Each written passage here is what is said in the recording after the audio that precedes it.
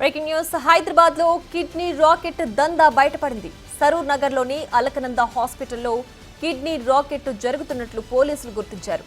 అయితే ఎలాంటి అనుమతులు లేకుండానే కిడ్నీ మార్పిడి జరుగుతోందన్న సమాచారంతో ఎల్బీ నగర్ ఏసీపీ కృష్ణయ్య, రంగారెడ్డి జిల్లా డిఎంహెచ్ఓ వెంకటేశ్వర్లు, డిప్యూటీ డిఎంహెచ్ఓ గీతాతో పాటు పలువురు అధికారులు హాస్పిటల్కు చేరుకుని తనిఖీలు చేపట్టారు. అమాయకుల్ని ఆసరాగా చేసుకుని అలకనంద హాస్పిటల్లో ముఠా కిడ్నీ రాకెట్ దందా కొనసాగిస్తున్నట్లు గుర్తించారు.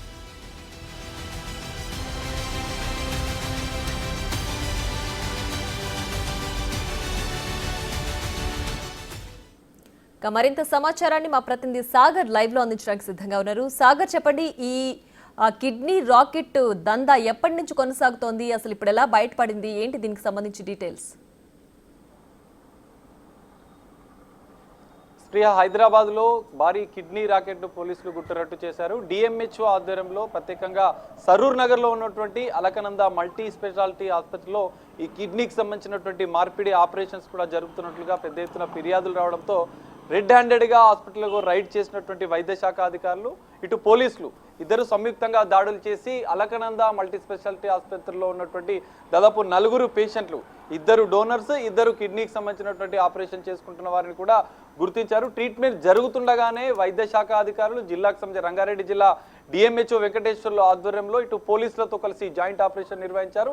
ఆసుపత్రిలో చికిత్స జరుగుతుండగానే రెడ్ హ్యాండెడ్ గా వారిని పట్టుకున్నట్టుగా కూడా మనకు డిఎంహెచ్ఓ ద్వారా సమాచారం అందుతుంది. ఈ నేపథ్యంలో మనం చూడొచ్చు, హాస్పిటల్ని పూర్తిగా సీజ్ చేశారు. డిఎంహెచ్ఓ అధికారులు, పోలీసులు కూడా రెడ్ హ్యాండెడ్ గా ఆసుపత్రి లోపలికి వెళ్లి ఈ శస్త్రచికిత్స జరుగుతున్న సందర్భంలోనే వారు రైడ్ చేసినట్టుగా కూడా తెలుస్తుంది. అయితే ఈ ఆపరేషన్ ఎవరు చేశారు, ఎందుకంటే ఈ అలకనంద హాస్పిటల్ అనేది అనుమతులు లేకుండా నిర్వహిస్తున్నట్లుగా కూడా వైద్య శాఖ అధికారులు గుర్తించారు. ఎందుకంటే కేవలం 9 బెడ్లు, 9 బెడ్స్ కి సంబంధించినటువంటి పర్మిషన్ తీసుకున్నటువంటి ఈ ఆసుపత్రి మల్టీ స్పెషాలిటీ ఆసుపత్రిగా బోర్డు పెట్టుకుని దాదాపు మనం చూడొచ్చు 3 అంతస్తుల భారీ భవనంలో మల్టీ స్పెషాలిటీ ఆసుపత్రి ఎలాంటి అనుమతులు లేకుండా నిర్వహిస్తుంది. వైద్య శాఖ అధికారులు, జిల్లాకు సంబంధించినటువంటి డిఎంహెచ్ఓ కూడా కేవలం 9 బెడ్లకు సంబంధించినటువంటి 2 డాక్టర్ల పర్యవేక్షణలో చికిత్సలు చేసుకునేందుకు అనుమతులు ఇచ్చాం. కానీ ఇక్కడికి వచ్చేసరికి 3 అంతస్తుల భారీ భవనంలో కేవలం కిడ్నీ రాకెట్ ను నడుపుతున్నట్లుగా కూడా వారు గుర్తించారు. ఎందుకంటే మనం చూడొచ్చు, ఇక్కడ భారీ ఆక్సిజన్ సిలిండర్లు ఏర్పాటు చేసుకొని ఓన్లీ కిడ్నీకి సంబంధించిన ఆపరేషన్స్ చేస్తున్నట్లుగా కూడా ఇటు డిఎంహెచ్ఓ గుర్తించారు. వెంటనే వారిని,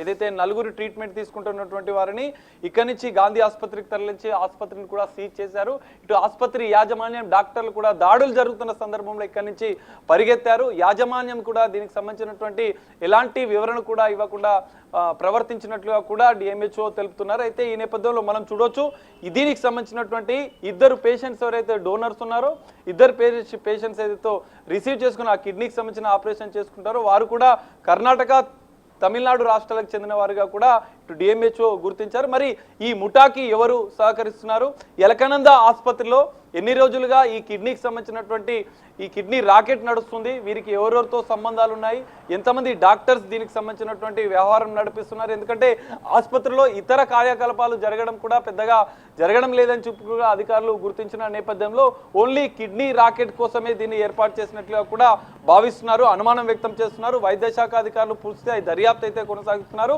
సరూర్ నగర్ పోలీసులు కూడా దీనికి సంబంధించిన ఆసుపత్రి యాజమాన్యం పైన కేసులు నమోదు చేసుకుని దర్యాప్తు చేస్తున్నారు. యాజమాన్యాన్ని కూడా ప్రశ్నిస్తున్నట్లుగా, విచారిస్తున్నట్లుగా కూడా తెలుస్తుంది. మరి 2 ఇతర రాష్ట్రాలు, ఎందుకంటే కర్ణాటక, తమిళనాడు రాష్ట్రానికి సంబంధించిన డాక్టర్లను కూడా ఏరే రాష్ట్రం నుంచి తెప్పిస్తున్నారంటే వీరికి ఈ ఒక్క ఆసుపత్రితోనే టైఅప్ ఉందా, లేదా ఇతర నగరంలోతో పాటు ఇతర రాష్ట్రాలతో కూడా ఇంకా ఏమైనా ఈ కిడ్నీ రాకెట్ ఏదైతే ముఠా ఉందో ఈ ముఠాకు ఎవరెవరితో సంబంధాలు ఉన్నాయి, ఎన్ని హాస్పిటల్తో టైఅప్ చేసుకుని ఈ వ్యవహారాన్ని, కిడ్నీ రాకెట్ ను నడిపిస్తున్నారన్న కోణంలో కూడా పోలీసులు దర్యాప్తు చేస్తున్నారు. ఆసుపత్రి యాజమాన్యానికి సంబంధించినటువంటి ప్రతినిధులను కూడా పోలీసులు అదుపులోకి తీసుకున్నట్లుగా కూడా తెలుస్తుంది. మరి ఎన్ని సర్జరీలు ఆసుపత్రిలో జరిగాయి, ఎంతమందికి కిడ్నీ మార్పిడి జరిగింది, ఎందుకంటే ప్రభుత్వ నిబంధనల ప్రకారం ఒక డేటా మెయింటైన్ చేస్తారు. డోనర్స్ సంబంధించినటువంటి కిడ్నీ డోనర్స్ వివరాలు తీసుకొని, కిడ్నీ ఎవరికైతే అవసరం ఉంటుందో పేషెంట్స్ కి వారి యొక్క వివరాలు తీసుకొని ఒక గవర్నమెంట్ అధికారికంగా ఒక ప్రాసెస్ ఉంటుంది. కానీ ఇక్కడ ఏకంగా బ్లాక్ లో కిడ్నీలను అమ్మడం, కిడ్నీలను కూడా పేద మహిళలను తమిళనాడు, కర్ణాటక, ఇతర మహారాష్ట్ర రాష్ట్రాలకు సంబంధించినటువంటి పేద మహిళలను టార్గెట్ చేస్తూ ఈ దందా కూడా జరుగుతున్నట్లుగా కూడా వైద్య శాఖ అధికారులు గుర్తించారు.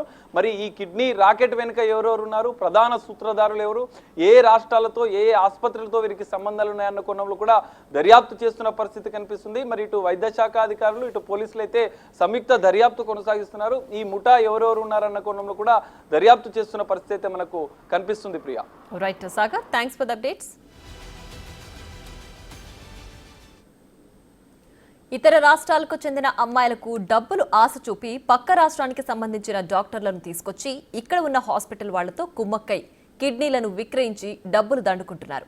ఈ విషయం బయటికి వెలుగు చూడడంతో మెడికల్ ఆఫీసర్ హాస్పిటల్ వద్దకు చేరుకుని పోలీసుల సహకారంతో విచారణ చేపట్టారు. హాస్పిటల్లో చికిత్స పొందుతున్న 4 పేషెంట్స్ను అంబులెన్స్లో గాంధీకి తరలించారు. అధికారులు చెకింగ్స్తో ట్రీట్మెంట్ మధ్యలోనే వదిలేశారు హాస్పిటల్ వైద్యులు.